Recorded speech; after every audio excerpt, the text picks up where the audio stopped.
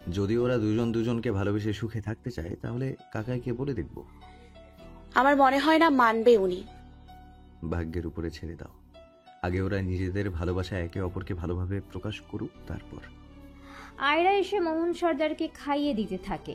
সোনালি সেদিকে তাকিয়ে বলে, নার্স হয়ে কি অন্যের বরকে খাইয়ে দিতে হবে? প্রশ্ন করে আয়রা। সোনালি হকচকিয়ে যায়। সবাই মিটিমিটি হাসতে থাকে। মাহমুদ সর্দার এবার মনে হচ্ছে এই বাড়ির এক একজনের এক এক বৈশিষ্ট্য আছে। ছেলে দুটো লাগামহীন হয়েছে, মনে যা আসে ঝরঝর করে বলে দেয়। বৌমা পেয়েছে রক্তবতী, ভাইয়ের বউও কম না, এখন আবার এই নার্স। শুধু তার জীবনটাই এসব দেখতে দেখতে কোনো রকমে কেটে যাচ্ছে। বেশ রাত করে বাসায় ফিরেছে রুদ্র। রাজ আজ বাইরে, ওর নিজস্ব কাজে ব্যস্ত। রুদ্রকে দেখে মায়া আসে রুদ্রের সামনে। মায়াকে দেখে রুদ্র বলে, কি ব্যাপার বাবিজি, আজ আমার সামনে? দু হাত ভাঁজ করে মায়া বলে, কেন আসতে পারি না? দেবরের ভালো মন্দ জানতে চাইতে পারি না? তা অবশ্য পারো। কিসের খোঁজ নিতে চাও বলো? মায়া এবার একটা বোতল দেখিয়ে বলে, let's enjoy that drink. Sure, I love it, let's go. বলেই মিটিং রুমে এসে বসে রুদ্র। মায়া নিজেও এসেছে সেখানে। দুটো বোতলে ড্রিঙ্ক ঢেলে মায়া একটা গ্লাস এগিয়ে দেয় রুদ্রের দিকে। রুদ্র এক ঢোকে গিলে ফেলে ড্রিঙ্ক। মায়া সেদিকে তাকিয়ে ডেভিল হাসি দেয়। নিজের হাতে ড্রিঙ্ক সেভাবেই রেখে দেয়। রুদ্র ড্রিঙ্ক শেষ করে মাথা ঝাঁকিয়ে নেয়। মায়া বলে, আরো নেবে? ইয়া। মায়া আবারও দিল রুদ্রকে। এভাবেই আরও কয়েক গ্লাস ড্রিঙ্ক করার পর রুদ্র পুরো নেশাক্ত হয়ে উঠেছে। ফুলে দুলে পড়ছে রুদ্র। মায়া রুদ্রের দিকে তাকিয়ে বলে, তো আজকে কোথায় গিয়েছিলে? রুদ্র হো হো করে হাসতে থাকে। নেশা ধরে গেছে তার। কিছুক্ষণ হেসে রুদ্র বলে, আমি তো ভারী ছিলাম, কচি কচি জামা পরা মেয়েদের দেখছিলাম। হিয়াকে ভালোবাসো? নো, আমি বাসি না ভালো, ওটা তো একটা ট্র্যাপ। ইয়াকে পাশে এই সম্পত্তি নেওয়া। মায়া এবার তাকালো দরজার দিকে। ওখানে হিয়া আছে, আড়ি পেতে আছে হিয়া। হিডেন ক্যামেরা দিয়ে ভিডিও করা হচ্ছে। রুদ্রের মুখের এমন কথা শুনে কান্না আসতে থাকে হিয়ার। মিথ্যা এক লোকের প্রতি ভালোবাসা জন্মেছে তার মনে। হিয়ার ঠোঁট চেপে ফুপিয়ে কান্না করতে থাকে। মায়া এটা দেখেই নিজেই দুর্বল হয়। হিয়ার ভালোবাসা একদম শুদ্ধ, এখানে কোনো ভেজাল নেই। একটা মেয়ে হয়ে আরেকটা মেয়ের দুঃখ সহ্য হয় না মায়ার। রুদ্রকে প্রশ্ন করে, কেন মিথ্যা অভিনয় করো ওর সাথে? মম চাই তাই। লিসেন, যারা ব্যর্থ প্রোকে ফাঁসাতে, বাট আমি নই। আমি তো হিয়া পাখিকে আমার করে আলিশান বাড়িতে রাজত্ব করব। বলেই হাসতে থাকে রুদ্র। মায়া আর কিছু না বলে বেরিয়ে আসে। হিয়ার কাছে এসে জড়িয়ে ধরে হিয়াকে। নিজের ঘরে নিয়ে আসে মায়া। রাজ নেই, তাই আজকে রাতে হিয়াকে কাছে রাখবে মায়া। হিয়ার কষ্টগুলো সহ্য করতে পারছে না। সেও তো তার মন্ত্রী মশাইয়ের প্রতি এমনভাবেই দুর্বল। সকালবেলায় রাজ আসে বাড়িতে। ঘরে এসে বউ আর বোনকে একসাথে ঘুমিয়ে থাকতে দেখে খুশি হয়। গায়ে লেপ্টে থাকা রক্ত পরিষ্কার করতে হবে এখন তার। সাদা পাঞ্জাবিতে তাজা রক্ত লেগে আছে। এই রক্ত কাউকে খুন করে এসেছে রাজ। নারী পাচার করতে আরও দুজন লোক পাঠানো হয়েছিল, যাদের ধরতে পেরেছে রাজের লোক। রাতের আধারে লোকজনের অগোচরে ওদের শেষ করে দিচ্ছে। সবার সামনে প্রকাশ্যে খুন করলে শত্রুরা অ্যালার্ট হবে। তাই রাজ চায় না এখন কেউ জানুক যে দেশে নারী পাচারকারীরা বৃদ্ধি পাচ্ছে। যেই যেই জায়গায় রিস্ক আছে সেই জায়গাগুলো রাজ কড়া গার্ড দিয়ে রাখছে। বস্তি এলাকাগুলোতে সিসিটিভি ক্যামেরা লাগিয়ে রেখেছে। ওয়াশরুমের শব্দে চোখ মেলে তাকালো মায়া। রাজ এসেছে বোঝা যাচ্ছে। মায়ার কোলে হিয়ার হাত আছে। মায়া উঠতেই হিয়া উঠে পড়ে। চোখ ডলতে থাকে হিয়া। মায়া বলে, তোমার ভাই এসছে। হামি তুলতে তুলতে হিয়া বলে, আচ্ছা ভাবি, আমি তাহলে যাই, ফ্রেশ হতে হবে। হ্যাঁ যাও, আর কালকের বিষয় নিয়ে দুঃখ পাবে না, একদম স্ট্রং থাকবে। হুম। বলেই বের হয় হিয়া। রাজ ফ্রেশ হয়ে বের হতেই দেখলো মায়া উঠেছে আর হিয়া নেই। মায়ের কাছে এসে মায়ার ওষ্ঠে ভালোবাসা দিয়ে রাজ বলে, মর্নিং সুইট আদায় করে নিলাম, অনুমতির কথা ভুলেও বলবে না, এটা আমার হক। মায়া আলতো হেসে বলে, আসল আসামি কে মন্ত্রী মশাই? কারাই সব করছে? সময় হলে জানতে পারবো। শুধু এমনভাবে ওদেরকে হারাতে হবে যাতে শত্রু নিজে এসে ধরা দেয়। তোমার কথায় আমি চুপ আছি। ভ্রুকুচকে মায়া বলে, বাথরুম বিলাস? বাথরুম বিলাস। চাঁদের সামনে দাঁড়ালে চন্দ্র বিলাস হয়, বৃষ্টিতে ভিজলে বৃষ্টি বিলাস হয়, রোদের ভেতর দাঁড়ালে রৌদ্র বিলাস হয়। তাহলে বাথরুমে শাওয়ার নিলে কেন বাথরুম বিলাস হবে না? ওহ মন্ত্রী মশাই, তুমিও না? বলেই হেসে দেয় মায়া। রাজ মায়াকে কোলে নিয়েই চলে যায় বাথরুম বিলাসে। হলরুমের সবাইকে এক করেছে মায়া। সবাই এসে হাজির সেখানে। মাহমুদ সর্দার এবার মায়াকে বলেন, কি হয়েছে মা, আমাদের এক করলে হঠাৎ? আপনাদের কিছু দেখাবো। এই পরিবারে রূপধারী কিছু লোক আছে, ওদের মুখোশ খোলার সময় হয়েছে। অবাক হয় সবাই। হিয়া এগিয়ে এসে একটি পেন ড্রাইভ দিল মায়ার হাতে। মায়া ওটা অন করতে যাবে, এমনি সদর দরজা দিয়ে একটি মেয়ে ঢুকে বলে, আমি আমার অন্যের বিচার চাই। সবাই অবাক হয়ে তাকালো দরজার দিকে। হিয়া তাকালো মায়ার দিকে। মায়ার কাছে এসে বলে, এই মেয়েটা কে ভাবি? আমি নিজেও জানি না। মেয়েটি সবার সামনে এসেই বলে, আপনাদের বাড়ির ছেলে আমাকে চিট করেছে, আমার সাথে প্রেমের অভিনয় করে আমাকে ছেড়ে দিয়েছে। আমি এর বিচার চাই। মাহমুদ সর্দার মেয়েটির কাছে এসে বলে। তুমি কার কথা বলছো? মেয়েটি তাকালো রাজের দিকে, তারপর বলে, কেন, এই বাড়ির কোন ছেলে আমাকে চিট করবে বলে আপনাদের মনে হয়? নিজের ছেলের প্রতি এ বুঝি বিশ্বাস নেই আঙ্কেল? মেয়েটির দিকে এগিয়ে গেল মায়া। মেয়েটির হাত ধরে হ্যাচকা টান দিয়ে বলে, কথা না পেঁচিয়ে বলো, কার কথা বলছো তুমি? ফিচেল হেসে মেয়েটি বলে, সাবধানে কথা বলো আমার সাথে, আমি প্রেগনেন্ট। এই সময়ে এইভাবে হুটহাট টান লাগালে আমার আর আমার বেবির সমস্যা হবে। অবাক হলো বাসার সবাই। এই মেয়ে হঠাৎ করে এসে বলছে যে সে প্রেগনেন্ট। সবাই এদিক ওদিক তাকাতে থাকে। তখনই মেয়েটি বলে, আপনাদের বাড়ির ছোট ছেলে রৌদ্রদীপ রুদ্রের সন্তানের মা হতে চলেছি আমি। বুকের ভিতর মোচড় দিল হিয়ার। হ্যাঁ, সে চেয়েছিল রুদ্রের আসল রূপ সবার সামনে প্রকাশ করতে, কিন্তু ভালোবাসার মানুষ আজ অন্য কারো। ঘৃণা এক জিনিস, আর ভালোবাসার মানুষকে অন্যের পাশে দেখা আরেক জিনিস। হিয়া পিছিয়ে যেতে নেয়। মায়া তাকালো হিয়ার দিকে। সাথে সাথে এসে হিয়াকে আঁকড়ে নেয় মায়া। রাজ হাত মুঠ করে নিল। বোনের দুঃখ সহ্য হচ্ছে না তার নিজেরও। কিছু করার আগেই মাহমুদ সর্দারের দিকে তাকালো। বাবার চোখের ইশারা পেয়ে চুপ থাকলো রাজ। সোনালি এগিয়ে এলো মেয়েটির দিকে, বলে, মেয়ে উল্টোপাল্টা কথা বলবে না। কি প্রমাণ আছে তোমার কাছে? মেয়েটি এবার সোনালির দিকে ঘুরে বলে, প্রথমত আমার নাম জেসি, আর দ্বিতীয়ত আমি প্রমাণ ছাড়া চলি না। আমাদের প্রত্যেকটা মোমেন্টের ছবি আছে আমার কাছে, চাইলে দিতে পারি। মোহন সর্দার তাকালো রুদ্রের দিকে। রুদ্র নিশ্চুপ, কোনো কথা বলছে না সে। মোহন সর্দার সেদিকে তাকিয়ে বলে, তুমি না ইহাকে ভালোবাসো, বলেছিলে তো ওকে বিয়ে করবে। তোমার মা এই কথাটাই বলেছিল, তাহলে আজ এই মেয়ে কোথা থেকে উদয় হলো? রুদ্র কোনো উত্তর দিল না। জেসি একটি কাগজ এগিয়ে দিল সোনালির দিকে, বলে, এখানে আমার প্রেগনেন্সি রিপোর্ট আর আমার সাথে রুদ্রের কিছু পিক আছে। আশা করি এগুলো দেখে স্বীকার করতে অসুবিধা হবে না। ছবি আর রিপোর্টগুলো দেখতে থাকে বাড়ির সবাই। মালিনী ঘুরে তাকালো সোনালির দিকে। সোনালি হতভম্ব হয়ে আছে। মাহমুদ সর্দার এবার রুদ্রের কাছে এসে বলেন, এগুলো করার আগে আমাদের কথা ভাবলে না?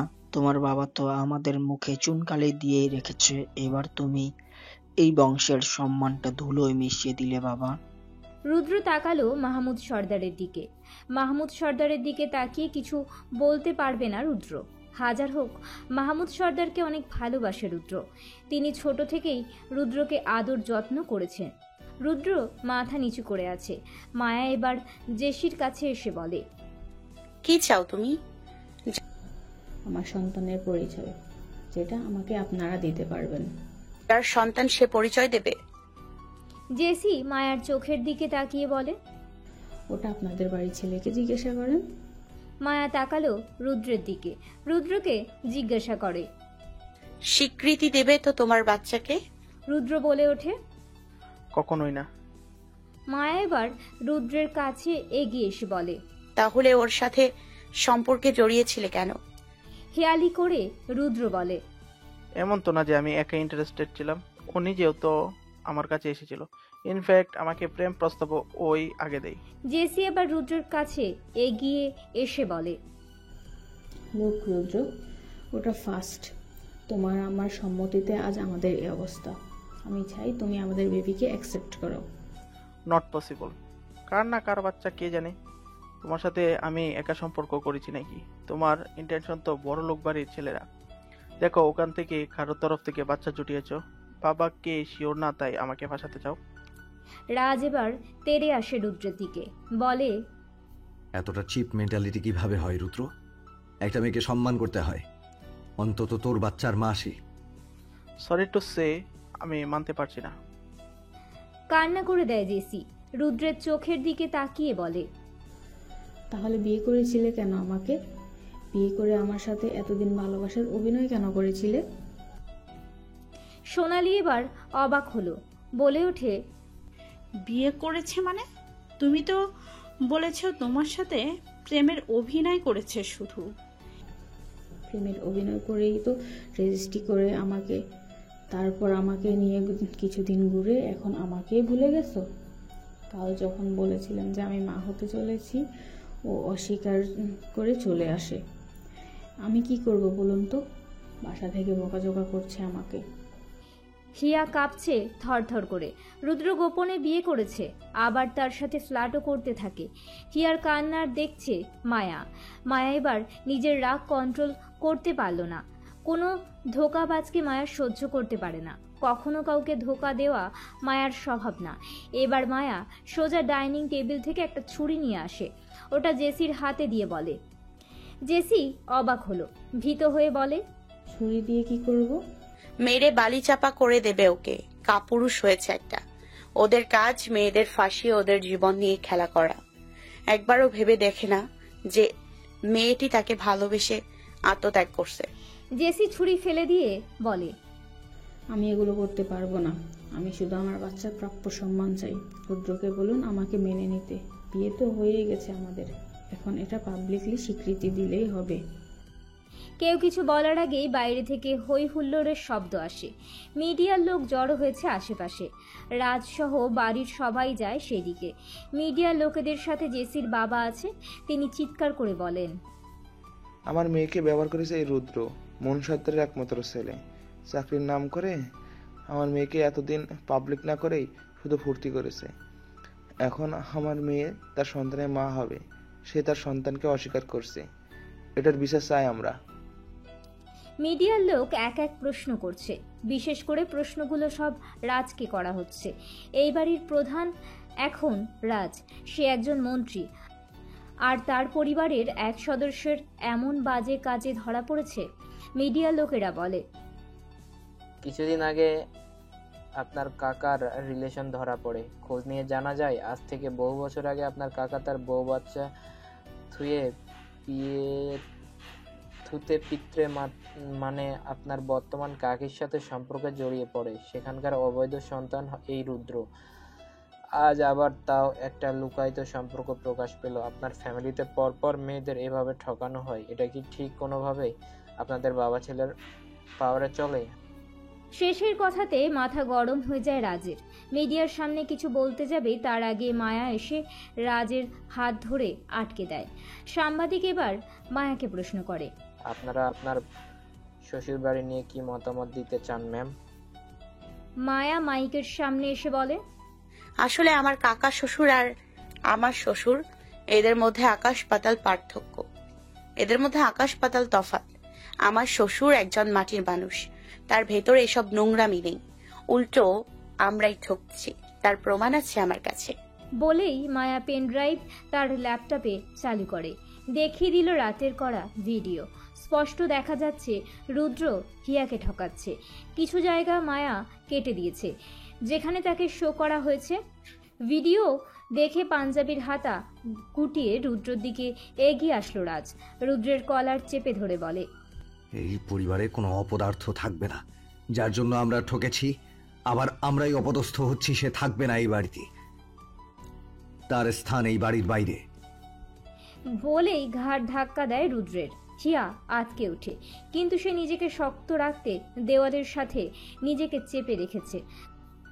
ভালোবাসার মানুষকে এভাবে এক্সপোজ হতে দেখতে হিয়ার সহ্য হচ্ছে না।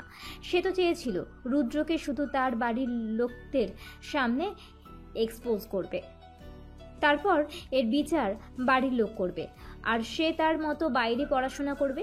কিন্তু রুদ্র তো তার চাওয়ার থেকেও বেশি শাস্তি পাচ্ছে।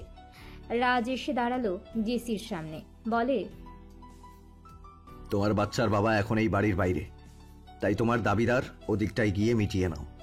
আমাদের এই বাড়ির পরিবেশ নষ্ট করবে না। রাজের রক্তিম চোখ দেখে জেসি চুপ করে থাকে, কোনো কথা না বলে বেরিয়ে আসে। রুদ্র তাকালো হিয়ার দিকে। হিয়ার চশমা সহ চোখ জোড়া ভিজে আছে, টুপটুপ করে পড়ছে পানি। হিয়ার চাহনি সোজা রুদ্রের দিকে। রাজ এসে হিয়ার কাঁধে হাত রাখে। হিয়া তাকালো রাজের দিকে। রাজ বলে, আমার বোন দুর্বল মন মানসিকতার নয়, সে নিজেকে সামলে চলতে পারে, রাইট? হিয়া মাথা নাড়িয়ে হ্যাঁ বুঝিয়ে দিল। শিয়া এসে জড়িয়ে ধরে হিয়াকে। মিলি কি করবে বুঝতে পারছে না। ভাইয়ের দুর্দিন দেখে যেমন কষ্ট হচ্ছে, তেমন ভাইয়ের প্রতি রাগ বৃদ্ধি পাচ্ছে। হিয়াকে নিয়ে ভিতরে যেতে থাকে শিয়া। হঠাৎ রুদ্র ডেকে ওঠে। হিয়া পাখি। হিয়ার পা সেখানেই থেমে গেল। শিয়া হাত ধরে টানতে থাকে, কিন্তু হিয়ার পা চলছে না। পিছনে ঘুরে তাকালো হিয়া। রুদ্র বলে, আমি আবার ফিরে আসবো, আর সেদিন তুইও আমাকে চাইবি। যেখানে খুশি যা, কিন্তু এই রুদ্রের কথাগুলো মাথায় রাখবি। তোর জীবনে যেন অন্য পুরুষের আগমন না দেখি। বলেই হালকা হেসে চলে যায় রুদ্র। হিয়া হাঁটু গেড়ে বসে পড়ে সেখানে, হাউমাউ করে কেঁদে দেয়। এবার এতক্ষণ রুদ্রের সামনে নিজেকে আড়াল রাখলেও এবার আর পারল না। মাহমুদ সর্দার, মালিনী, রাজ ও মায়া তাকিয়ে আছে। ভালোবাসা না পাওয়ার দুঃখটা সবাই বোঝে। হিয়ার কান্না দেখে মায়া এগিয়ে এসে জড়িয়ে ধরে হিয়াকে। হিয়া এবার ফোপাতে ফোপাতে বলে, ভালোবাসা এমন অবাধ্য কেন? আমার না চাইতো ভুল মানুষকে ভালোবাসি। কেন আমাদের মন ভুল মানুষের দিকে চলে যায়? হাজার চাইতো এই ব্যর্থ ভালোবাসায় নিজেকে টুকরো টুকরো হয়ে যেতে হয়। ভালোবাসা কেন বুঝে শুনে মনের ভিতর বিরাজ করে না?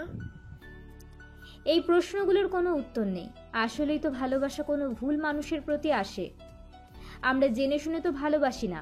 এই যে বীর, সেও ভালোবাসলো, যাকে ভালোবাসলো তাকে পেল না, পাবে না বলেও নিজেকে হার মানিয়ে বিদায় নিল। যেখানে সে লড়াই করত অন্যায়ের বিরুদ্ধে, এক নিষিদ্ধ প্রেমের কারণে নিজের জীবনটা শেষ করে দিল। যারা যে কিনা অন্যের সংসার ভাঙতে এত চেষ্টা করেছিল, দিন শেষে সেও একজনের প্রতি আকৃষ্ট হয়ে হসপিটালে ভর্তি। আর আজ হিয়া এক নষ্ট পুরুষের প্রতি আসক্ত হয়ে ভেঙে পড়েছে। এদের কাছে ভালোবাসা নিজে থেকে এসেছে, এরা তো ডেকে ডেকে আনেনি ভালোবাসা। আজ মিডিয়াতে মোহন সর্দার ও সোনালীকে নিয়ে কথা উঠেছে। মোহন সর্দার পুরো ভেঙে পড়েছে। পুরনো পাপ আবারও ফুটে উঠেছে। আজ তার ছেলের জন্য তার পাপের বোঝা বেড়েই গেল। এই ছেলের জন্যই তো সে তার বউ আর মেয়েকে বাড়ি থেকে তাড়িয়ে দেয়। সবাই মিলে ভিতরে চলে যায়। জেসি তার গাড়ির দিকে এগিয়ে যায়। গাড়ির কাছে এসে পিছনে ঘুরে দাঁড়ালে দেখতে পেল আয়রাকে। আয়রা জেসিকে দেখে তার চোখ টিপ দিল। জেসি নিজেও আলতো করে হেসে গাড়িতে উঠে পড়ে। দেখতে দেখতে কেটে গেল কয়েক মাস।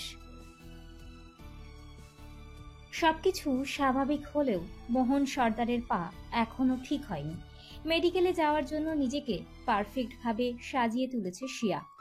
সাইড ব্যাগ নিয়ে বের হতে নিবে, ঠিক তখন শিয়ার সামনে এসে দাঁড়ায় মায়া। মায়াকে দেখে হালকা হেসে শিয়া বলে, গুড মর্নিং ভাবি। Very good morning and best of luck. Thank you. মেডিকেলে যাচ্ছ যাও, কিন্তু মাথায় একটা জিনিস ভালোভাবে ঢুকিয়ে রেখো যে তোমার জীবনটাও হিয়ার মতো যেন না হয়। তোমার উদ্দেশ্য সফল করতে তুমি চেষ্টা করছো, ভালো কথা। উদ্দেশ্যটার জন্য জীবনটাকে নষ্ট করে দিও না। Be strong.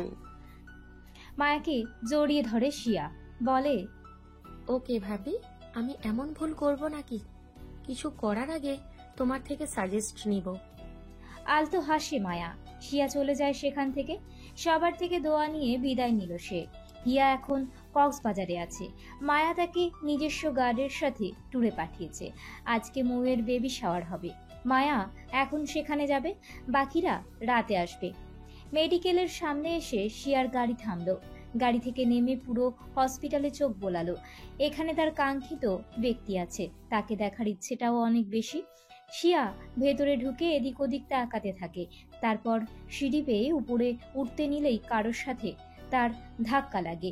ধাক্কা লাগা ব্যক্তিটির দিকে তাকাতেই শিয়া খুশি হয়।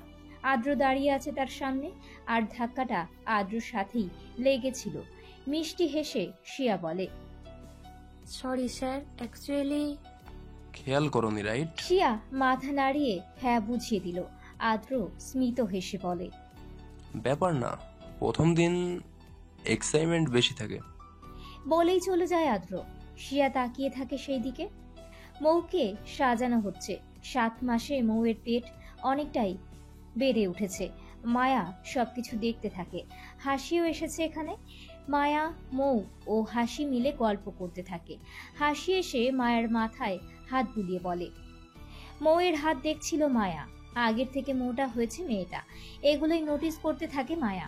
হাসির কথাতে মায়া বলে, আমি ওই বাড়িতে অসুবিধা তৈরি করতে গেছি হাসি, নিজেকে অসুবিধায় ফেলতে নয়, আর আমি সে কাজে সাকসেস। মৌ একটু পিছনে তাকালো। পিয়াস বা কেউ আছে কিনা তা দেখতে। না, কেউ নেই। তাই এবার মৌ বলে, কিন্তু কাকু, এই আদ্র যে সে কি চায়, সিয়ামকে কেন টার্গেট করেছে? এখনো কথা বলিনি তার সাথে আমি, কিন্তু শীঘ্রই বলবো। সে যদি তোমার ক্ষতি করে? মায়া এবার মৌয়ের হাত নাড়ানো বন্ধ করলো। মৌয়ের হাতের আঙুল নিয়ে খেলতে মায়ার ভালো লাগে। ছোটবেলায় খুব খেলতো। আজ বোনের আঙুলগুলো মোটা হয়েছে, তাই আবার খেলছিল মায়া। মৌয়ের মুখে এমন কথা শুনে সে থেমে যায়। তারপর বলে, এই মায়া ততক্ষণ চুপ থাকে যতক্ষণ তার ইচ্ছার ঘুড়ি চলতে থাকে। মায়ার ক্ষতি কখনোই সম্ভব না, না হতে দেবে মায়া নিজে, আর না হতে দেবে মায়ার মন্ত্রী মশাই। তোমার জন্য খুব চিন্তা হয় আপু, আমাদের সুখে আবার না কোনো অশান্তি আসে। মোহন সর্দারকে পথে আনার বাইরে আমাদের যে উদ্দেশ্য, ওটা পূর্ণ করা কি এতই সোজা? মৌয়ের মুখে হাত রেখে মায়া বলে, আপনাদেরকে কেউ নিজে থেকে সুখ দিতে আসেনি, বরং আমাদের দুঃখ দিতেই হাজারো লোকের ভিড় এসে জমেছে। আশেপাশে এমনও অনেক মানুষ আছে যারা আমাদের দিকে ভালোবাসার গোলাপ ছিটিয়ে রেখে গোলাপের কাঁটাগুলোকে বিছিয়ে দিয়েছে, কিন্তু কাঁটাগুলো তো আমরাই উপড়ে ফেলছি, এবারও পারবো। মায়ার হাতটা নিজের পেটে এনে রাখলো মৌ। বলে, নাও খালামণি, হাওয়ার অনুভূতি উপভোগ করো। আমাকে তো আর খালামণি বানাবে না। আমি তো চাই তোমাকে খালামুনি বানাতে, কিন্তু তোমার বোন মানতে নারাজ। এত তাড়াতাড়ি নাকি বেবি নেবে না। আমার মনে হয় বাবার বয়সে বাবা না হয়ে দাদুর বয়সে বাবা হতে হবে। হেসে দেয় মৌ। পিয়াস ও রাজ মাত্রই এসেছে মিটিং শেষ করে। মায়া এক গ্লাস পানি এনে দিল রাজের সামনে। রাজ হালকা ঘেমে আছে। সাদা পাঞ্জাবিতে হালকা হালকা ঘাম ভেসে আছে। মায়া এগুলো দেখে বলে, আপনি অফিসে মিটিং করেননি? না, আপাতত বাইরে মিটিং করতে হবে। সিক্রেট মিটিং আমি জনসম্মুখে রাখতে চাই না। এমনিতেই আমার বাসার রেপুটেশন নষ্ট হয়েছে, তাই ফ্যামিলি সেফ রেখে চলতে হবে। বলেই মায়ার থেকে গ্লাস নিয়ে পানি পান করলো রাজ। মায়া তার শাড়ির আঁচল দিয়ে রাজের কপাল মুছে দিল। পিয়াস তাকিয়ে তাকিয়ে দেখছে। মৌ এসির পাওয়ার বাড়িয়ে দিয়েছে। রাজ এবার পিয়াসের দিকে তাকিয়ে বলে, বউয়ের সাথে প্রেম করতে পারছো না বলে তুমি আমার রোম্যান্সে নজর দিলে পিউ বেবি? ভাগ্য ভালো জুনিয়র আসবে, না হলে 1 সপ্তাহ বউ থেকে দূরে রাখার আদেশ পেতে তুমি। হো হো করে হেসে দেয় মায়া ও মৌ। বেচারা পিয়াস মুখ ফুলিয়ে দাঁড়িয়ে আছে। মনে মনে বলে, বেটা আমার আর আমার বউয়ের ঘরে এসে তার বউয়ের সাথে রোমান্স করবে, আমি দেখলেই দোষ। জন্মের সময় দুটো চোখ কি বন্ধ রাখার জন্য দেওয়া হয়? ক্লাসে এসে বসেছে শিয়া। শিয়া বসতেই তার পাশে আরো একটি মেয়ে বসে। পাশে তাকাতেই নিজের ফ্রেন্ডকে দেখে গল্প করতে থাকে। ক্লাস টাইম শুরু হয়েছে। আদ্র এসেছে শিয়াদের ক্লাস নিতে। পুরো ক্লাস আদ্রর দিকে তাকিয়ে কাটিয়েছে শিয়া। এখন বাড়ির দিকে রওনা দিবে সে। শিয়া গাড়িতে উঠতে নিবে, কিন্তু ড্রাইভার জানিয়ে দেয় তাদের গাড়ি নষ্ট হয়েছে। আদ্র ওদেরকে ক্রস করে যেতে থাকে। শিয়াকে দেখে আদ্র বলে, তুমি চাইলে আমি তোমাকে লিফট দিতে পারি। কিন্তু আপনার তো কাজ আছে। এখন কোনো কাজ নেই আমার, আমিও বাসায় যাচ্ছি। ওহ, ওকে। বলেই গাড়িতে ওঠে দুজনে। গাড়িতে বসে আদ্র বলে, কেমন লাগলো আজকের ক্লাস? অনেক ভালো। সবকিছু ঠিকভাবে বুঝতে পেরেছো? আদ্রের দিকে ঘুরে তাকালো শিয়া, বলে, হ্যাঁ, বুঝেছি। আপনি অনেক ভালো বুঝিয়ে বলতে পারেন। আদ্র হালকা হাসলো। শিয়াকে বাসার সামনে নামিয়ে দিয়ে বলে, আজ তাহলে আসি। গাড়ির গ্লাসের দিকে একটু উকি দিয়ে শিয়া বলে, আপনি ভিতরে আসবেন না? আজকে আর না, অন্যদিন আসবো। আচ্ছা। চলে যায় আদ্র। প্রিয় ব্যক্তির সাথে কিছু সময় কাটাতে পেরে ভালো লাগলো শিয়ার। বাসায় এসে একটু সেজে মিলির সাথে চলে গেল অনুষ্ঠানে তারেক এসেছে। মিলির আসল উদ্দেশ্য তারেককে পাওয়া, তাই সে আগ্রহ নিয়ে গেল সেখানে। পুরো পরিবার এক হয়ে এসেছে মৌয়ের বেবি শাওয়ারে। বড়রা এসে বেবি শাওয়ারের থালাটা দিয়ে দোয়া করে দেয় মৌকে। রাজ আর মাহমুদ সর্দার পাশাপাশি বসেছে। মাহমুদ সর্দারকে খোঁচা দিয়ে রাজ বলে, আফসোস হচ্ছে না আব্বু? ছেলের ফালতু কথা শুরু হয়েছে বুঝতে পারলো মাহমুদ সর্দার। আস্তে করে ধমক দিয়ে বলে, চুপ করো বেয়াদব ছেলে, আমার কোনো আফসোস নেই। কেমন বাবা তুমি? ছেলে এখনো তোমাকে নাতনি নাতনি মুখ দেখাচ্ছে না, আর তুমি সুখে দিন কাটাচ্ছ। আমার যতটা বাবা হওয়ার শখ, তার থেকেও বেশি তোমার দাদু হওয়ার শখ থাকার কথা। অন্তত তোমার বয়সে এসে আমিও দাদু হতে পারবো। চোখ বন্ধ করে ছেলের লাগামহীন কথা হজম করছে মাহমুদ সর্দার। ফোঁস করে শ্বাস নিয়ে বলেন, তোমার মতো ছেলে থাকলে দাদু হওয়ার স্বপ্ন মাটি চাপা পড়ে যাবে। বাবার সামনে এসব বলতে লজ্জা করছে না? রাজ এবার ঠোঁট চওড়া করে হাসে। মাহমুদ সর্দারের দিকে তাকিয়ে বলে, সত্যি বলতে তোমাকে দাদু না বানাতে পেরে আমি লজ্জিত বাবা। কথা বাড়ালেন না মাহমুদ সর্দার। ছেলে তার বিদেশে থাকতে ভদ্র ছিল, বউ আসার আগেও ভদ্র ছিল। বউ আসতে না আসতেই দাদু বানানোর জন্য দিন রাত তাকে কথা শোনাচ্ছে। মনে মনে মাহমুদ সর্দার বলেন, আমাকে দাদু বানাবি তোরা? তাহলে তোরা স্বামী স্ত্রী বোঝ, আমাকে কেন জ্বালাস? আমি কি দাদু হওয়ার প্রসেস জানি? তারেককে দেখে মিলি একটু দুষ্টু হাসি দিল। তারেক দেখেও না দেখার ভান করলো। ঠিক সেই সময় তারেকের পাশে এসে দাঁড়ালো আয়রা। মিলি দেখছে ওদেরকে। আয়রা এসে তারেকের সাথে কথা বলছে। কিছুক্ষণ নীরব ভূমিকা পালন করেও মিলি এখন আর থেমে থাকতে পারল না। সোজা গিয়ে তারেকের হাত ধরে বলে, তুমি ওর সাথে এত হেসে হেসে কথা বলছো কেন? তারেক কিছু না বলে তাকালো মায়ার দিকে। মায়া কি বলে না বলে দেখার জন্য। মায়ার ইশারা পেয়ে তারেক চুপ করে আছে। মিগলি চেঁচিয়ে বলে, অনেকক্ষণ ধরে দেখছি তুমি এই মেয়ের সাথে চিপকে আছো। না, তুমি চিপকে নেই, এই মেয়ে তোমার সাথে চিপকে আছে। কেন থাকবে এমন ভাবে? অনুষ্ঠানের সবার চোখ গেল মিলি ও তারেকের দিকে। সোনালি এসে মিলিকে প্রশ্ন করে, এই ছেলে যার সাথে খুশি মিশবে, তোমার কি সমস্যা? মিলি আজ দ্বিধা দ্বন্দ্ব না করে বলে দেয়, আমি তারেককে ভালোবাসি, ওকেই বিয়ে করতে চাই। অবাক হয়ে গেল বাড়ির সবাই। শুধু অবাক হয়নি মায়া, রাজ ও মাহমুদ সর্দার। এরা সবকিছু আগে থেকেই জানতো। মোহন সর্দার বসা অবস্থায় ক্ষিপ্ত হয়ে বলে, মাথা খারাপ হয়ে গেছে তোমার? ও একজন অ্যাসিস্ট্যান্ট, কোনো ভালো পজিশনে জব করে না ও। আমার মেয়ে হয়ে সাধারণ কর্মচারীকে ভালোবাসলো কিভাবে? মিলি মাথা নিচু করে নেয়। তারপর মোহন সর্দারকে বলে, আমি যখন ওকে ভালোবাসি তখন আমার মধ্যে একটাই কাজ করেনি, আমি কার মেয়ে। আমি শুধু মাথায় রেখেছি আমি কার জন্য ভালোবাসা অনুভব করি। এই কার মেয়ে হয়ে কাকে ভালোবেসেছি, এগুলো কি ব্যালেন্স করে চলা যায়? আমরা কাল্পনিকভাবে ভেবে রাখি যে এমন লোককে আমরা আমাদের লাইফে চাই, যে কিন্তু ভালোবাসা এগুলো মানে না। ভালোবাসার ক্ষেত্রে এই কর্মচারী নাকি শিল্পপতি, এতে কিছু মাথায় থাকে না। আমি ওর কর্মকে সম্মানের সাথে মেনে নিয়েছি।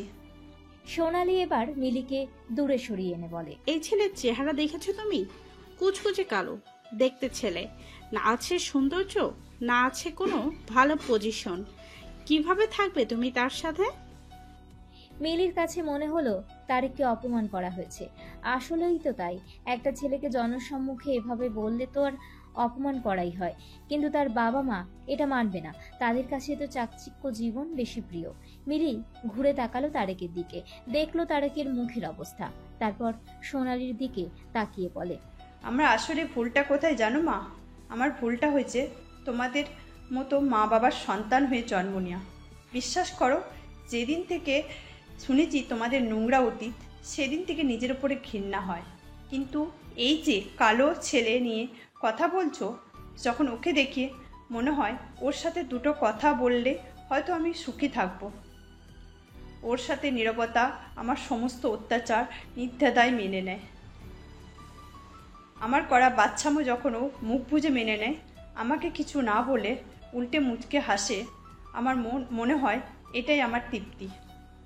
তোমরা কাছে থেকেও আমাকে ভালো কিছু শেখাতে পারোনি, কিন্তু এই ছেলে দূরে থেকেও ওর ভালোবাসা দিয়ে আমাকে অনেক কিছু শিখিয়েছে।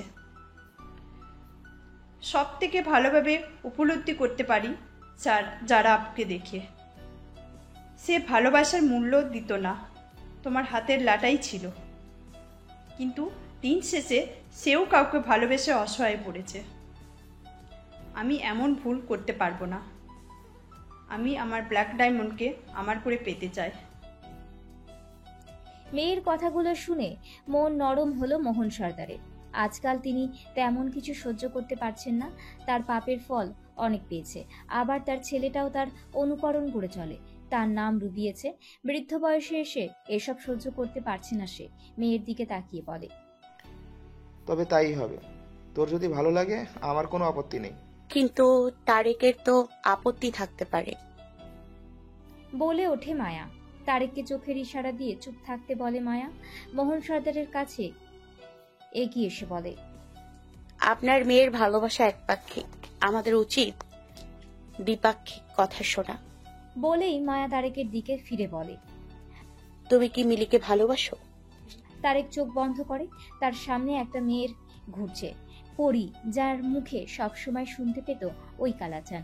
চোখ মেলে তারেক বলে, আমি ভালোবাসি না মিলিকে। আমি চুপ থাকতাম কারণ মিলি ম্যামের ননদ, সম্মানের কথা ভেবে চুপ থাকতাম।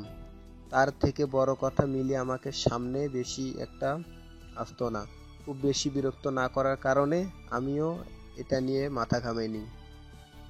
ভেঙে পড়ল মিলি, চোখ দিয়ে পানি পড়ছে তার। মেয়ে হয়ে নিজে থেকে অগ্রাধিকার দেখাতে গেলে বুঝি এভাবেই ভুগতে হয়। ছেলেরাই খালি ভালোবাসার প্রকাশ করবে আর মেয়েদের করা যাবে না, এমনটাই মাথায় ঘুরছে মেয়েদের। বাবা মা ভাইয়ের এমন কর্মে সেও সমাজে অনেক কিছু ফেস করে। আজকাল মিলির কাছে মনে হয় তার জন্মটাই ব্যর্থ। এমন মা বাবার সন্তান হয়ে খালি লোক সমাজে কলঙ্কিত হতে হচ্ছে তাকে। আজ তারেক তাকে রিফিউজ করে আরো দুর্বল করে দিল। নিজের থেকে অধিকার বাড়িয়ে অনেক ভুল করেছে মিলি। আশেপাশে সবার দিকে তাকিয়ে দেখে নিল মিলি। বারবার মনে হতে থাকে এগুলো মোহন সর্দার আর সোনালির কর্মের ফল। তাড়াতাড়ি করে ওখান থেকে বের হলো সে। মৌ এসে মায়ার হাত খামচে ধরে। মায়া সান্ত্বনা দিয়ে বলে, চিন্তা করিস না, আমি ঠিক করব মিলিকে। এটা মোহন সর্দারকে অপদস্থ করার জন্য ছিল। মিলি বুঝুক যে তার বাবা মা কেমন। এই পরিবারের ধ্বংসের আগে সবাইকে শক্ত মনের হতে হবে। আজকে মিলির সাথে যেটা হয়েছে, মিলি তাতে নিজেকে সামলাতে না পারলেও একটু একটু করে ঠিক হবে। আর পরবর্তী আঘাতে মিলি নিজেকে সামলে নিতে পারবে। নাকি তোর খারাপ লাগছে এই ভেবে যে তোর মায়াকে আর কিছু বলতে না দিয়ে মৌ বলে, বাকিটুকু আর শুনতে চাচ্ছি না আপু, আমি কোনো কিছুর জন্য কষ্ট পাচ্ছি না। কথাগুলো মৌ মোহন সর্দারের দিকে তাকিয়ে বলে। মৌয়ের মনেও আছে অনেক আক্ষেপ। মৌয়ের সাথে কথা বলে মায়া বের হয়ে যায়। গাড়িতে উঠেই কল করে তারেককে। তারেক কল রিসিভ করতেই মায়া বলে, ভালোবাসা মানুষ বুঝে হয় না। খারাপ মানুষের প্রতিও ভালোবাসার অনুভূতি চলে আসে, এটা স্বাভাবিক। যদি বলো আশেপাশের লোকগুলোর কথা, তো আমি বলবো ওদের নেচার এটা। তুমি কি পারবে না দ্বিতীয়বার কাউকে নিয়ে পথ চলার স্বপ্ন দেখতে? তারেক স্তব্ধ হয়ে আছে। মায়া আবার বলে, আমি মিলিকে আজ তোমার ব্যাপারে বলবো। যদিও তোমাকে ভালোবাসে, তোমার সবকিছু মেনে নেয়, আমার মনে হয় না বীরের মতো বোকামি তোমার করা উচিত।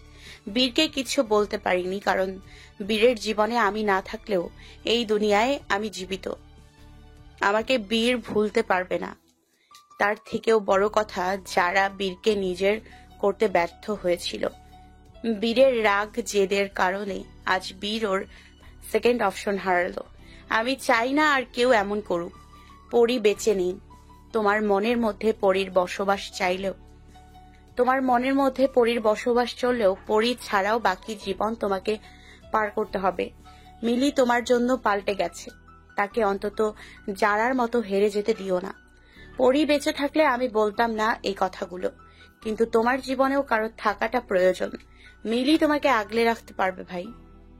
তারেক কিছুক্ষণ চুপ থেকে বলে, আমিও মিলির জন্য আলাদা কিছু অনুভব করি, কিন্তু পরীর চেহারার সামনে আসলে মিলিকে কাছে রাখতে ইচ্ছে করে না। আলতো হাসে মায়া, বলে, তুমি দোটানায় আছো ভাই। পরি তোমার অতীত, মিলি তোমার বর্তমান। এটা মাথায় রাখলে আমার মনে হয় তুমি সুখে থাকবে। আমার এই সন্ন সারা জীবনে আপনাদের মতো বড়লোক বাড়ির মেয়ে সুখে থাকবে না ম্যাম। তোমাকে যে ছন্ন ছাড়া জেনে ভালোবাসে তাকে পায়ে ঠেলে দিও না। পিছন থেকে কথাটি বলে রাজ। রাজ জানে এখন মায়া মিলির পিছনে গেছে, তাই সে তারেকের কাছে এসেছে। রাজের কণ্ঠ পেয়ে মায়া বুঝে যায় তাকে কিছু বলতে হবে না। কল কেটে গাড়ির স্পিড বাড়িয়ে দেয়। রাজ তারেকের কাছে এসে বলে, তোমাকে অপরিপূর্ণ অবস্থায় যে বেশি ভালোবাসবে, যে তোমাকে চাইবে, তার থেকে শ্রেষ্ঠ ব্যক্তি তোমার জন্য আর কিচ্ছু নেই। রক্ত বা বংশ দেখে মানুষ বিচার করতে নেই, বিচার করতে হয় ব্যক্তির আসল ব্যক্তিত্ব দেখে, যেটা মিলি তোমাকে নিয়ে ভাবে। মিলি যখন তোমাকে ভালোবেসেছে তখন তোমার চারপাশটা দেখেনি। তোমার পারিবারিক অবস্থা বা তোমার চেহারা, এগুলো মিলির কাছে ফ্যাক্ট না। এগুলো যাদের কাছে ফ্যাক্ট, তাদের সাথেও মিলি তোমার জন্য লড়াই করেছে, কিন্তু তুমি পিছিয়ে ছিলে, তাই তো বোন আমার দুঃখ পেল। আমি আমার বোনের জন্য তোমার কাছে ভালোবাসা দাবি করতে আসিনি। আমি শুধু বুঝিয়ে দিলাম তোমাকে বিনা স্বার্থে কেউ ভালোবাসে। সেই মেয়েটাই বিনা স্বার্থে ভালোবাসে, যে মেয়েটা একসময় ছিল অহংকারী। সেই মেয়েটা তোমার জন্য বদলে গেছে, যে মেয়েটার একসময় ছিল টাকা পয়সার দাপট। একা জীবন খুব ভয়ঙ্কর। একজন সঙ্গী থাকলে জীবনটা গুটি গুটি করে এগিয়ে যেতে থাকে, কিন্তু সঙ্গীহীন জীবনে পথ চলা অনেক কঠিন। অন্ধকার রাস্তায় লেহেঙ্গার দুপাশ উঁচু করে ধরে দৌড়তে থাকে মিলি। চোখ দিয়ে পড়ছে পানি, পা যেন থামছেই না তার। মস্তিষ্কে বিচরণ করছে তারেকের বলা না শব্দটি। কান্না করতে করতে দৌড়াতে থাকে মেয়েটি। হাঁপিয়ে উঠেছে সে, কিন্তু সকল ক্লান্তি অনুভব করতে পারছে না। মন চাচ্ছে তারেকের কাছে ছুটে যেতে। একটুখানি সুখ তারেককে দিলে সে তারেকের সাথে বিনা বাক্যে থাকবে। দৌড়ানোর মাঝে মিলির সামনে আসে মায়ার গাড়ি। গাড়ির সাথে ধাক্কা খেয়ে পড়ে যায় মিলি। সাথে সাথে মায়া দরজা খুলে বের হয় আর চলে যায় মিলির কাছে। মিলির কাছে এসে মিলির হাত ধরে দাঁড় করায় মায়া। মিলি এখনো কান্না করছে। ওর ছোটখাটো অ্যাক্সিডেন্টটাও ওর মাথায় নেই। বাবা মায়ের অহংকারী মেয়েটা আজ ব্যথাটাও অনুভব হচ্ছে না। ভালোবাসা কি ভুলিয়ে দিতে পারে, এইটাই দেখতে থাকে মায়া। অতঃপর মিলির মুখটা উঁচু করে ধরে মায়া বলে, এভাবে পালিয়ে কেউ ভালোবাসার দাবি করে? মায়াকে জড়িয়ে ধরে মিলি। প্রকাশ্যত তো অনেকবারও বলেছি, বিরক্ত করতে আজ সবার সামনে বলে দিয়েছি। তাহলে কেন আমাকে অস্বীকার করলো? যে ভালোবাসে না তার সামনে আর যেতেও চাই না বলেই হাউমাউ করে কান্না করতে থাকে। মিলির মাথায় হাত বুলিয়ে দেয় মায়া। চারপাশটা দেখে নেয়। নির্জন রাস্তা, যখন তখন শিয়াল কুকুরের হামলা পড়তে পারে। মিলিকে গাড়িতে উঠিয়ে নিজে ড্রাইভ করে। বাসায় এসে মিলিকে তার ঘরে নিয়ে যায়। এক গ্লাস পানি এনে দেয় মিলির সামনে। পানি পান করে মায়া এবার মিলির পানে বসে। তারেকের অতীত জানো? মিলি মাথা নাড়ায়, যার অর্থ না। মায়া বলে ওঠে, তারেক তোমাকে রিফিউজ করেছে কারণ তারেক গ্রামের একজন ছোটখাটো কৃষক ছিল, গরিব ঘরের অশিক্ষিত ছেলে, যার হাতে খুন হয়েছে ওই গ্রামের প্রভাবশালী এক ছেলে, যার জন্য তারেকের হয়েছে জেল। এই সবকিছুর জন্য তারেক চাইনি তোমাকে ওর জীবনে জড়াতে। মিলি অবাক হলো মায়ার কথায়। তারেক খুন করে জেল খেটেছে, এটা শুনেই মিলির মধ্যে ভয় কাজ করলো। মায়া বুঝলো ব্যাপারটা। সামনে থাকা ব্যালকনিতে তাকালো। অন্ধকার আকাশটা দেখা যাচ্ছে। সেদিকে তাকিয়ে থেকে মায়া বলে, শুনবে তারেকের পুরনো অতীত? মিলির সোজা সাপটা উত্তর। হ্যাঁ, বলতে শুরু করে মায়া। আজ থেকে ঠিক 4 বছর আগে, তখন তারেকের বয়স ছিল 21 বছর। মাকে নিয়ে থাকতো এক ছোট্ট টিন দিয়ে ঘেরা একটি বাড়িতে। কৃষি কাজ করে দিন চালাতো নিজের। তারেকের বাড়ির পাশেই বড় পাকা বাড়িতে থাকতো পরি নামের এক সুন্দরী। পড়তো ক্লাস 10-এ। ভোলা ভালা তারেক তখন প্রেমে পড়ে সেই পরির। পরি নিজেও তারেকের প্রেমে পড়ে। মাঝে মাঝে তারেককে দুপুরের খাবার দেয়া, তো মাঝে মাঝে স্কুল যাওয়া আসার সময় চোখে চোখে প্রেম নিবেদন করা, এসবের ভেতরে দিব্যি যেতে থাকে দিনগুলো। লুকিয়ে লুকিয়ে একে অপরের সাথে কথা বলতো অনেক। একজন দুইজন লোক জানাজানি হয়। সেখান থেকে আস্তে আস্তে জানাজানি হয়ে যায় তারেকের গ্রামের এলাকাতে। পরির আবার এক বন্ধু থাকে। তার ছেলে রাজীব পরীকে পছন্দ করে, প্রায় পরীকে উত্ত্যক্ত করতে থাকে, কিন্তু পরি পাত্তা দিত না। রাজীবরা বিয়ের প্রস্তাব দেওয়ার আগে পরি ওর বাবাকে তারেকের কথা বলে। পরির বাবা প্রথমে না মানলেও আস্তে আস্তে মেনে নেয়। মেয়ের সুখের কথা ভেবে বিয়ে দিতে চায় ওদের। বাদশাধে বিয়ের দিন সকালবেলা দেরি করে ঘুম থেকে ওঠে তারেক যখন কাঠের দরজা খুলে গালে নিমের ডাল দিয়ে বের হয়, তখন দেখতে পায় রাজীবকে। অনেকদিন ধরেই পরীকে জ্বালাতে থাকে, আর এতদিন পর আজকে রাজীবকে দেখলো পরীদের ছোট্ট গোয়াল ঘর থেকে লুঙ্গি ঠিক করতে করতে বের হচ্ছে। রাজীব যাওয়ার সময় তারেকের সামনে দিয়ে যায়। তখন তারেক রাজীবের মুখে বিশ্রী হাসি দেখতে পায়। তারেক বুঝতে পারে না ঠিক কেন এই কাজ করলো রাজীব। তারেকের মায়ের ডাকে তাড়াতাড়ি কুলি করে ঘরে ফিরে আসে তারেক। বিয়ের জন্য পাঞ্জাবি পরে নেয় সে। তারেকের বন্ধুরা হাজির হয়। ঠিক তখনই সেখানে চিল্লাচিল্লির আওয়াজ আসে। পরিদের বাড়ি থেকে কান্নাকাটির শব্দ পেয়ে দৌড় দেয় সবাই। তারেক পরিদের বেড়া দেয়া দরজার সামনে দাঁড়াতেই একজন এসে বলে। লোকটির কথা শুনে স্তব্ধ হয়ে দাঁড়িয়ে থাকে কিছুক্ষণ।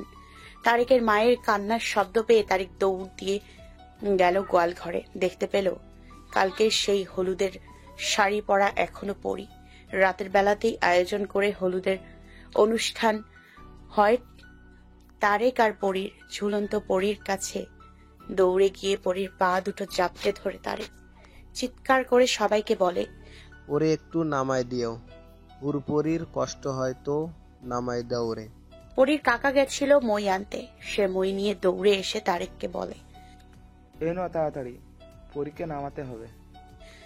পরীকে নামানোর পর দেখা যায় পরির মুখে লিপস্টিক ঠিক জায়গায় নেই, পরির শাড়িটাও ঠিকভাবে নেই, চোখের কাজল ঝাপসা হয়ে আছে চোখের আশেপাশে। একজন মহিলা পরির শাড়ির অবস্থা দেখে বলে, মাইয়াটার অবস্থা তো ভালো না, দেখলেই তো সন্দেহ হইতেছে। এমন সময় কালকের শাড়ি শো আছে কেমনে? এখন দেখো বালস জোড়াও ছেঁড়া, চলবে? পরির মা ওখানে বসে পড়ে। পরির লাশের পাশে বসে কান্না করতে করতে বলে, ও পরি, ও মা দেখ, তোর কালাচান আইছে, তোরে বিয়া করবার লাইকা আইছে তোর কালাচান। করবি না বিয়া? ও পরি ওট মা, তোর কালাচান রে বিয়া কর। ও মা, তুই না কইছিলি আমাগো কাছে থাকবি বইলা, তারে করে বিয়া করবি। তোর স্বপ্ন তো পূরণ হইব মা। ওঠ মা, এমনি থাকিস না, গ্রামের লোকে খারাপ কইব। মায়ের হাজারো আহাজারিতে উঠে না পরি। তারেক ওখানেই বোবা হয়ে বসে আছে। পরির কপালে এখনো সেই হলুদের ফুল দিয়ে সাজানো, হাতে আর কোমরের ফুলগুলো চিরে বিশ্রী অবস্থা। শুধু চিকন সাদা সুতা আর কিছু থেতলে যাওয়া ফুল আছে, বাকি সব চারপাশে ছড়িয়ে ছিটিয়ে আছে। যেই দেখছে সেই বলতে থাকে পরীকে ধর্ষণ করা হয়েছে। রাতে পরীর সাথে ঘুমিয়েছিল পরীর কাকাতো বোন।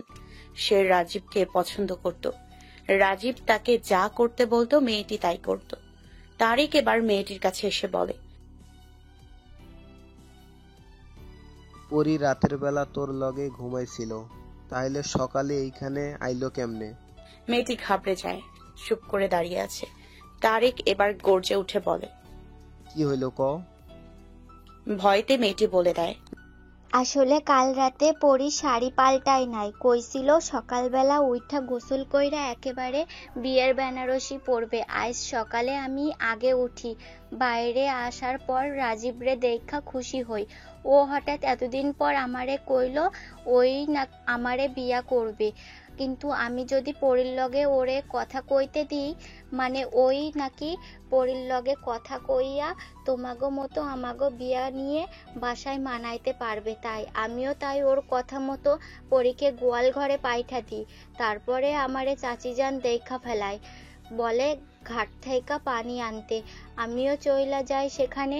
বাকি কাহিনী আমি জানি না।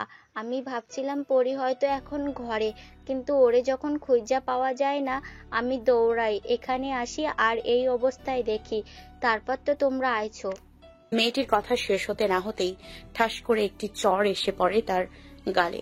চরটি পরীর বাবা দিয়েছে। বেশ খানিক কথা শুনিয়ে দিল মেয়েটিকে। তারেক তখন এক নাগারে তাকিয়ে আছে পরীর লাশের দিকে। গ্রামের লোকজনের কাছে স্পষ্ট কাজটি রাজীব করেছে। সবাই ছিসি করতে থাকে। বিয়ে বাড়িতে এসেছিল কসাই, পরীর বাবার নিজস্ব গরু জবাই দেওয়ার জন্য। কসাইদের কাছে থাকা দা পাশে রেখে তারাও এসেছে পরীকে দেখতে। তারেকের নজরে এলো দাটি। সাথে সাথে দা হাতে নিয়ে দৌড়ে চলে যায় তারেক। তারেকের মা পেছন থেকে অনেক ডাকে, কিন্তু কোনো সাড়া নেই তারেকের। সোজা চলে যায় রাজীবের ঘরে। তারেককে দেখে হেসে দেয় রাজীব, বলে ওঠে, কিরে কালাসান, করবি তো হরপরিরে বিয়া? তোর হরপরিরে আমি খাইয়া দিছি, এখন বিয়া করতে কষ্ট হইতাছে তাই না? কালো রূপের লাল চোখা তারেককে দেখতে ভয়ঙ্কর দেখা যায়।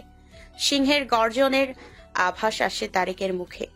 রাজীবের দিকে এগিয়ে বলে, আমার হুরপরির অশুদ্ধ করার চাইলেও হুরপরি অশুদ্ধ হয় নাই। কেন জানিস?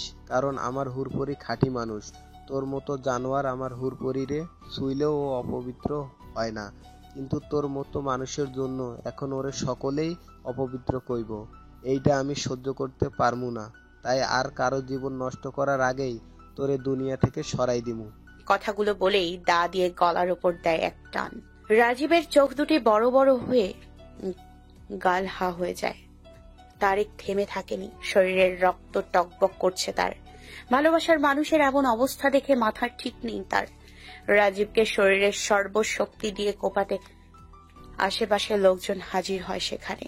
তারেকের মা এসে তারেকের হাত ধরে আটকায়। তারেককে বেঁধে রাখা হয় একটি গাছের সাথে। তারেকের মা সবার সামনে হাত জোর করে বলে, ওরে ছাইরা দেন, আমার পোলাডার হইয়া আমারে শাস্তি দেন। কেউ শুনল না তারেকের মায়ের কথা। পুলিশ এসে গ্রেফতার করলো তারেককে। দুই হাতে হ্যান্ডকাপ নিয়ে তারেক তাকালো দূরে থাকা পরীর লাশের দিকে। আত্মহত্যা করার জন্য জানাজা পড়াতে চায়নি কেউ। বাধ্য হয়ে পরীর বাবা তার নিজের আলাদা জমিতে পরীর কবর দিতে নিয়ে যায়। পরীর লাশ নিয়ে তারেকের সামনে দিয়েই গেল কয়েকজন মুরব্বী। তারেক অসহায় দৃষ্টিতে তাকিয়ে দেখতে থাকে। একজন পুলিশ এসে তারেকের ঘাড় ধরে উঠিয়ে নেয় গাড়িতে। একদিক দিয়ে পুলিশের গাড়িতে করে যাচ্ছে তারেক, তো অন্যদিকে খাটিয়াতে করে যাচ্ছে পরীর লাশ। অসহায় হয়ে মুখে কাপড় গুজে দেখছে তারেকের মা। এরপর গ্রামের সবার বয়ানে তারেককে নির্দোষ প্রমাণ করা হলেও খুনের জন্য হাজতে পাঠানো হয়। তারেকের মা অনেক চেষ্টা করে তারেককে ছাড়ানোর, কিন্তু উপায় পায় না। এভাবে চলতে থাকে 2 বছর। একদিন আমি আমার কোম্পানির তরফ থেকে ওদের গ্রামে গরিবদের জন্য কিছু দান করতে চাই। তখন তারেকের মাকে দেখে আমি তার সাথে কথা বলি, জানতে পারি তারেকের কথা। আর তখন তারেকের মায়ের অবস্থা খারাপ। ওনার ক্যান্সার ধরা পড়ে। হাতে বেশি সময় নেই। আমি আমার পার্সোনাল উকিল নিয়ে কথা বলি উপর মহলে। খোঁজ নিয়ে জানা যায় জেলের মধ্যে তারেকের কোনো খারাপ কর্মকাণ্ড দেখা যায়নি। শান্তশিষ্ট তারেক সবার আদেশ নির্দেশ মেনে চলে। সততার জোরে সবার মন জয় করে নেয় তারেক। যেহেতু খুনের জন্য স্ট্রং প্রমাণ ছিল না আর তারেকের সবাই সুনাম করেছে, তাই আমার কোনো সমস্যা হয়নি ওকে জেল থেকে ছাড়াতে। তারেককে ছাড়িয়ে আমি আমার অ্যাসিস্ট্যান্ট বানাই। আমার কাছে তারেককে আমার অ্যাসিস্ট্যান্ট হিসেবে পারফেক্ট লেগেছে, ঠিক যেমনটা আমি খুঁজছিলাম। ধীরে ধীরে তারেকের ব্যবহার চলাফেরা পরিবর্তন করা হয়। সেই থেকে তারেক আমার হয়ে কাজ করে।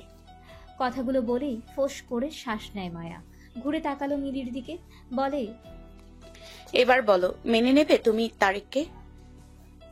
তারেক কোনো অশিক্ষিত ছেলে না, গ্রামের সহজ সরল ছেলে যে এখন খুনি। ওকে আমার অ্যাসিস্ট্যান্ট হয়েই থাকতে হবে। আমার এই অশিক্ষিত কর্মচারীকে নিয়ে তুমি সুখে থাকতে পারবে তো? তোমার বাবা মায়ের মতো বিলাসিতা খুঁজবে না তো? মায়ের কথাগুলো মন দিয়ে শুনল মিলি, তারপর মায়ের দিকে ফিরে বলে। আলতো হাসলো মায়া। মিলির কথাতে প্রকাশ পেল সে তারেককে বিয়ে করতে রাজি। মিলি মায়ার দিকে তাকিয়ে বলে, যে ছেলে কোনো নারীর প্রতি হওয়া অন্যায়ের জন্য কারোর জীবন নেয়, সে কোনো আসামি না, সে শ্রেষ্ঠ ভালোবাসার অধিকারী। মাথা দোলালো মায়া। এর অর্থ মিলির কথায় মায়ার সম্মতি আছে।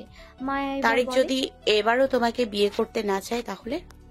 কিছুক্ষণ নীরবতা পালন করলো মিলি, কিছু একটা ভেবে বলে, তোমার গুলিটা আমাকে দিতে পারবে? শুধু আজকে রাতের জন্য। কালকে কাজী অফিস থেকে সে গুলি ফেরত দিয়ে দেব। সত্যি বলছি, বিয়ের পর দিয়ে দেবো গুলি। মায়ার সাথে করে তারেকের ছোট বাড়িতে গেল মিলি। গাড়ি থেকে নেমে সোজা গেল তারেকের ঘরে। মায়া গাড়িতেই আছে। রাজ এসে বসলো মায়ার পাশে।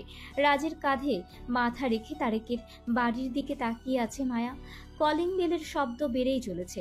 না পেরে ঘুম ঘুম চোখে দরজা খুলে দিল তারেক। দরজার সামনে মিলিকে দেখে চোখ যেন বড় বড় হয়ে গেল। তারেককে কিছু বলতে না দিয়ে তারেকের বুকে কিল বসিয়ে দেয় মিলি। মারতে মারতে ভিতরে নিয়ে যায় তারেককে। মায়া ও রাজ এটা দেখে হেসে দেয়। তারেককে সোফায় শুয়ে মারতে থাকে মিলি। না পেরে মিলির হাত ধরে বসে তারেক। তারপর বলে, মারছেন কেন এভাবে?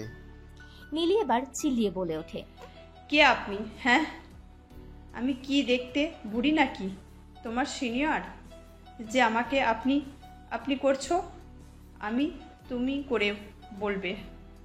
শুধু তুমি না, আমার বাবু আম্মু এইভাবেই ডাকবে। ভ্যাবাঝাকা খেয়ে তারেক বলে, চোখ বড় বড় করে ভয় দেখিয়ে মিলি বলে, হ্যাঁ না হ্যাঁ, চলো এখন। কোথায়? বিয়ে করব। কাজীকে কল করা হয়েছে, উনি আসছে। এই রাতে কাজী? হ্যাঁ, ব্রোকে বলেছি। ব্রো বলেছে কাজী আসবে। এই তোমরা ভাই বোন কি শুরু করছো বলো তো? বিয়ে করবা দিনের বেলা, তা না কাজীকে বউয়ের কাছ থেকে কেড়ে এনে ভোর না হলে রাতের বেলা বিয়ে করো। সময় সুযোগ বুঝে বিয়ের অফার দিতে পারো না? তুমি বিয়েতে রাজি হতে পারো না? বিয়ে রাজি হলে তো ঠিক সময় করে ডাকতাম কাজী। তুমি আমাকে বিয়ে করে সুখে থাকবে না, বেটার কাউকে দেখো। তারেকের টি শার্ট মুচড়িয়ে মিলি বলে, ও তোমাকে কেউ বলেছে ভাষণ দিতে? আমি এই বাড়ির বউ হয়ে থাকবো।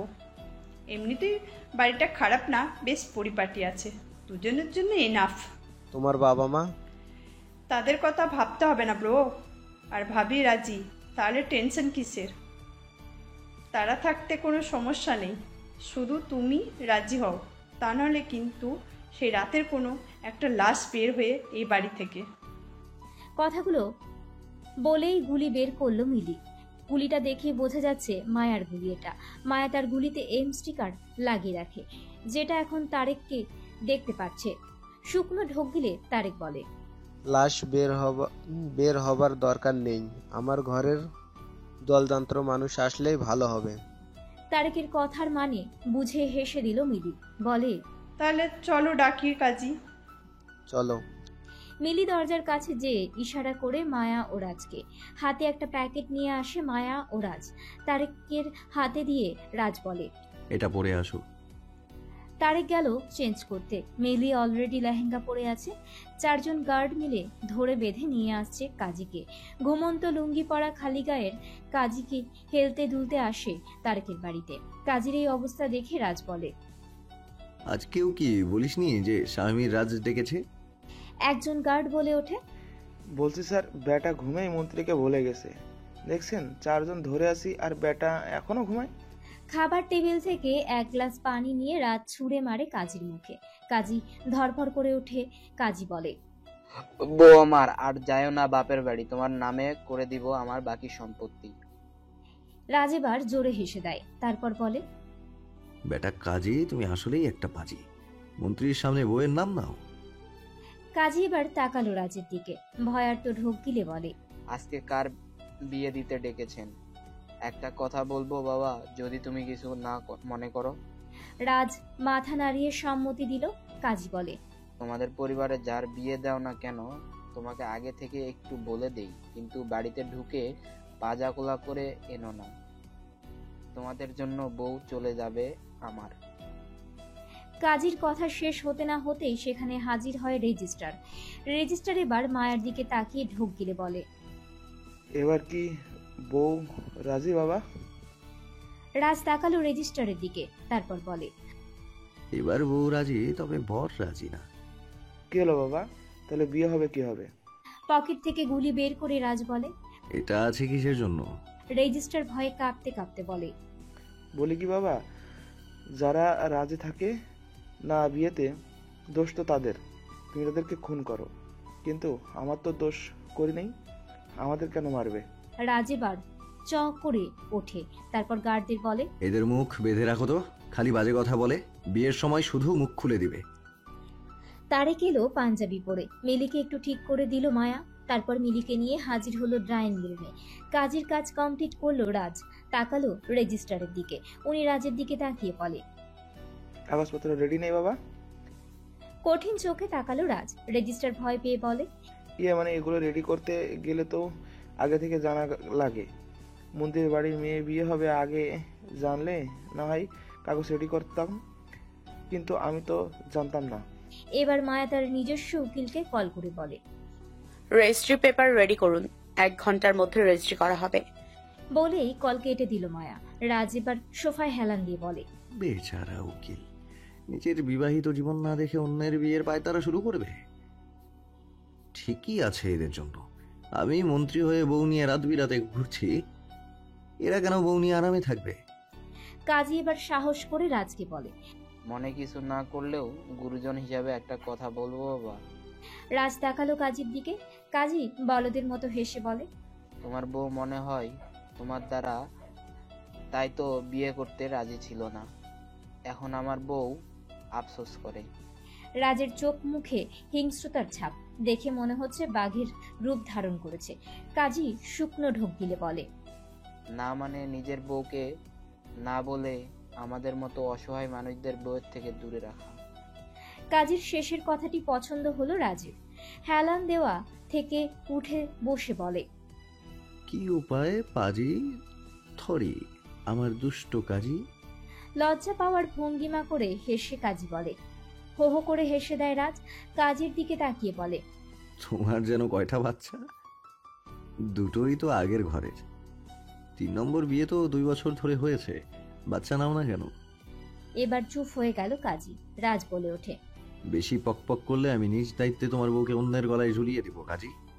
আমার এই গুলির পাওয়ারে তোমার কবিরাজের পানি পড়া কাজে লাগে কিনা দেখিয়ে দিব। কাজী এবার পুরো চুপ হয়ে গেল। আসলে সত্যি কথা, পানি পড়া খেয়ে যাও একটু বউ আছে, রাজের গুলি দেখলে তো বউ ওখান থেকেই পালাবে। ওদের কথার মাঝেই মায়ার উকিল চলে আসে। রেজিস্ট্রি পেপার নিয়ে এসে সই নিল মিলি ও তারেকের। সাক্ষী হিসেবে ছিল মায়া ও রাজ। গভীর রাতে গান বাজনার সাথে গাড়ি আসছে সর্দার বাড়িতে।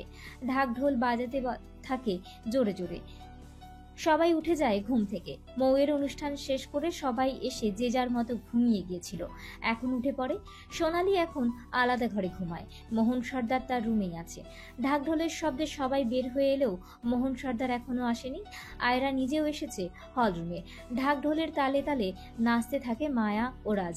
গাড়ি থামার সাথে সাথেই গাড়ি থেকে বের হয় মিলি ও তারেক। এদেরকে একসাথে দেখে হা হয়ে যায় সোনালি। শিয়া দৌড়ে গেল মিলির কাছে, মিলিকে জড়িয়ে ধরে বলে, ভাইয়া বলল তুমি ভাইয়ের সাথে, তাই আমরা রিল্যাক্স ছিলাম, কিন্তু তুমি গলায় মালা নিয়ে পাশে তোমার ব্ল্যাক ডায়মন্ডকে নিয়ে আছো যে, কাহিনী কি? মিলি লাজুক হেসে বলে। শিয়া খুব খুশি হয়, কিন্তু মিলির হাত ধরে এক টান দিল সোনালি। মিলির গালে চড় মারতে যাবে অমনি সোনালির হাত ধরে মায়া। রক্তিম চোখে মায়া বলে, মেয়ে বিয়ে করে এসেছে সুখে সংসার করবে বলে, আপনার হাতে চড় থাপ্পড় খেতে নয়। সোনালি চোখ রাঙিয়ে বলে, আমার মেয়ে আমি মারবো না কি করব এটা আমার ব্যাপার, তুমি মাথা ঘামানোর কে? ব্যাপারটা একান্ত আপনার হলে আমি ইন্টারফেয়ার করতাম না, কিন্তু এখানে আমার ভাইয়ের ব্যাপার। সেই ভাই যার 4 কুলে আমি ছাড়া কেউ নেই। তার মৃত মায়ের কাছে ওয়াদা করে রেখেছি তার সবকিছুর খেয়াল রাখবো আমি। সেই ভাইয়ের বউকে নিজের সামনে মার খেতে দেখি কিভাবে? কথাগুলো বলেই হাত ঝাড়া দিয়ে ছাড়িয়ে দিল মায়া। মাহমুদ সর্দার এসে মিলি ও তারেককে ভিতরে নিয়ে আসে। এখন প্রায় ভোর। রাতে ঘুম হয়নি কারণ সূর্য উঠেছে মাত্র। মাহমুদ সর্দারের কথা মতো কিছু গহনা এনে দিল মালিনী। দুজনকে বরণ করে মাহমুদ সর্দার বলেন,